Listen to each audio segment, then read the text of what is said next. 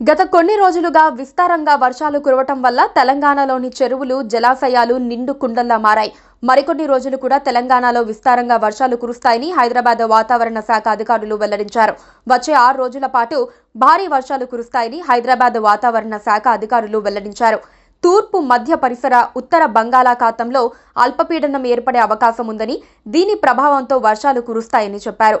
మంచిర్యాల్, నిర్మల్, నిజామాబాద్, పెద్దపల్లి, జగిత్యాల, ములుగు, ఆదిలాబాద్, కొమరంభీం, ఆసిఫాబాద్, జయశంకర్, భూపాలపల్లి, భద్రాద్రి కొత్తగూడెం, ఖమ్మం జిల్లాలో భారీ వర్షాలు కురిసే అవకాశం ఉందని ఆ జిల్లాలకు యెల్లో అలర్ట్ జారీ చేశారు. మిగిలిన జిల్లాల్లో ఓ మోస్తారు వర్షాలు కురుస్తాయన్నారు. రేపు జయశంకర్, భూపాలపల్లి, ములుగు, మహబూబాబాద్, వరంగల్, హనుమకొండ, భద్రాద్రి కొత్తగూడెం, సూర్యాపేట, ఖమ్మం జిల్లాలలో అక్కడక్కడ వర్షాలు కురిసే అవకాశం ఉందన్నారు. ఎలాంటి అవాంఛనీయ సంఘటనలు జరగకుండా జిల్లా అధికారులను అప్రమత్తం చేశారు. వర్షంతో పాటు ఈదురుగాలులు కూడా వీచే అవకాశం ఉందని, గంటకు 30 నుండి 40 కిలోమీటర్ల వేగంతో బలమైన ఈదురుగాలులు వీస్తాయన్నారు.